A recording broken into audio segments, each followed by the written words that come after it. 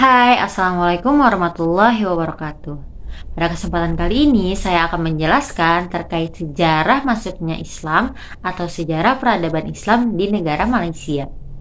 Jadi, negara Malaysia adalah negara federal yang memiliki luas sekitar 300.000 km persegi dengan Kuala Lumpur sebagai ibu kotanya.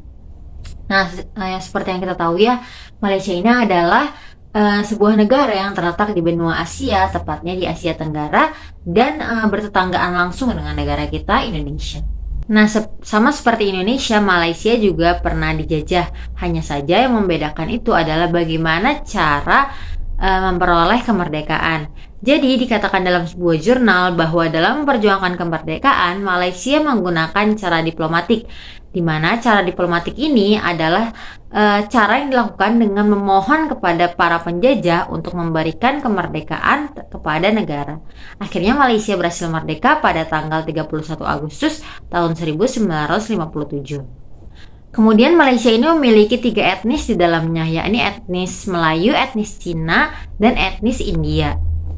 Dan agama yang berkembang di negara Malaysia ini juga ada berbagai macam. Yang pertama ada Islam, kemudian ada Kristen, ada Hindu, ada Buddha, dan ada Tionghoa tradisional. Nah, Malaysia ini termasuk negara dengan penduduk terbesar ke-43 di dunia. Berdasarkan data sensus penduduk di Department of Statistics Malaysia mengatakan bahwa pada tahun 2021 penduduk asli Malaysia mencapai 32,6 juta jiwa dengan 30,1 juta jiwa adalah warga negara asli Malaysia atau yang beretnis Melayu.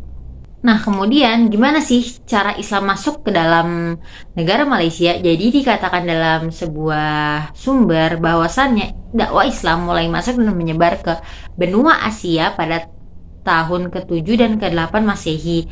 Nah, pada saat itu tuh dikatakan bahwa penyebarannya ini dilakukan melalui pedagang-pedagang Arab yang berdagang ke benua Asia. Nah, kalau misalkan menyebarnya atau masuknya Islam ke negara Malaysia ini sebenarnya tidak ada data yang pastinya. Namun, para sejarawan mengatakan bahwa Islam masuk ke Malaysia pada abad ke-12.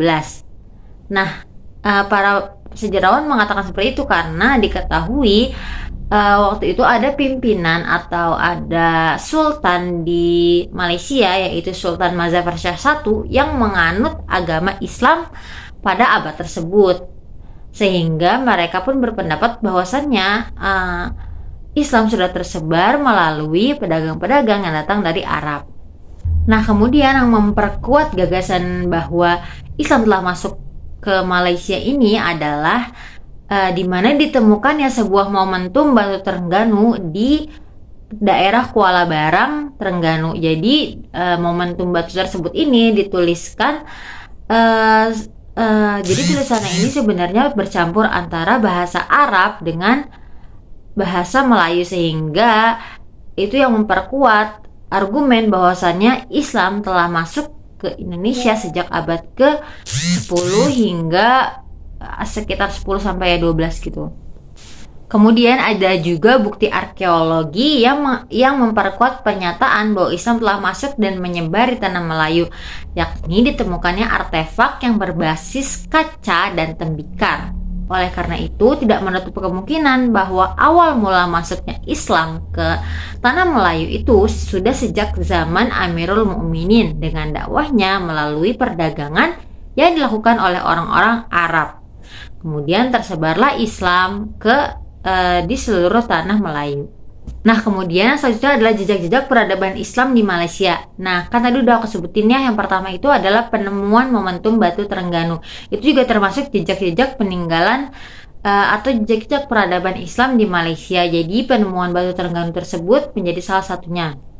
Nah, pada era Perdana Menteri kelima atau pada masa Datuk Seri Abdullah bin Haji Ahmad Badawi, beliau menetapkan kebijakan, yakni menetapkan Islam sebagai inti ke pembangunan sosial, atau disebutlah atau terbentuklah sebuah Islam Hadori, yakni konsep administrasi pemerintahan yang dilandaskan yang berlandaskan Al-Quran dan hadis. Jadi selain berlandaskan Al-Quran dan hadis, sistem administrasi ini menerapkan budaya kerja Islam, yakni amanah dan tidak korupsi. Nah, kemudian dalam lingkup kesenian juga nih ada tarian yang menjadi jejak peradaban Islam di Malaysia, yakni tarian Boria. Jadi tarian Boria ini merupakan tarian tradisional yang ada di Malaysia. Tarian ini dianggap sebagai jejak peradaban Islam karena gerakan dalam tarian Boria ini mengandung unsur Arab. Selain dari tarian tersebut, banyak juga ya penyair Islam yang berdakwah menggunakan media dan seni musik, diantaranya adalah kesenian gendang pahang. Jadi kesenian gendang pahang ini adalah kesenian yang mendapat pengaruh Islam yang besar dan kuat. Nah, biasanya kesenian gendang pahang ini dimainkan ketika acara pernikahan dan ketika ada acara adat istiadat di istana. Nah, selain itu pada zaman sekarang ini, pada saat ini gendang pahang ini juga digunakan untuk mengiringi pertunjukan silat serta tari inai. Kemudian ada organisasi di Malaysia. Jadi pasti kita udah tahu ya kalau misalkan hidup bermasyarakat itu ada namanya organisasi masyarakat. Nah, di Malaysia ini ormas ini disebut dengan istilah Badan Bukan Kerajaan atau BKK. BKK ini merujuk pada organisasi yang aktivitasnya fokus kepada kesejahteraan masyarakat, persatuan olahraga, dan yang lainnya yang tidak menonjolkan dimensi politik atau non-government organization atau NGO. Jadi di Malaysia ini NGO Islam yang terkenal adalah Angkatan Belia Islam atau ABIM. Nah, ABIM ini dikenal keterlibatannya dalam membangun serta mencerdaskan masyarakat Islam melalui pendidikan dan dakwah. Selain itu, organisasi ini juga dikenal sebagai NGO Islam yang giat bergerak dalam usaha meningkatkan kesadaran Islam. Nah, diantaranya itu adalah dengan cara berdakwah di masjid atau di musola, atau berdakwah melalui media-media cetak seperti koran dan sebagainya. Nah, ABIM ini merupakan NGO Islam yang menjadikan filsafat atau falsafah Islam sebagai acuan utamanya. Nah, pastinya ya dalam perkembangan Islam di Malaysia ini pasti ada tokoh-tokoh yang turut andil atau berperan di dalamnya. Nah, di antara tokoh-tokoh Islam yang ikut andil dalam perkembangan Islam di Malaysia, yang pertama ada Abdullah bin Ibrahim. Jadi Abdullah bin Ibrahim ini adalah tokoh ulama pertama setelah kemerdekaan negara Malaysia. Beliau ini mendalami berbagai ilmu agama Islam seperti ilmu usuluddin, ilmu syariah, ilmu falak, tafsir, dan lain sebagainya. Kemudian yang kedua ada Yusuf bin Abdullah. Jadi Yusuf bin Abdullah ini adalah seorang ulama antarbangsa yang lahir di Mesir. Beliau ini cukup aktif juga dalam kegiatan-kegiatan yang berkaitan dengan Islam. Contohnya memberi sumbangan dalam bidang pendidikan, dakwah, dan kebijakan kepada umat Islam. Beliau juga dikenal dengan karya-karya penulisannya di dalam bidang fikih. Nah, kemudian yang ketiga ada Muhammad Idris bin Abdul Rauf. Jadi Muhammad Idris bin Abdul Rauf ini adalah seorang ulama yang terkenal pada abad ke-20-an. Beliau ini merupakan guru agama di sebuah sekolah di Perak.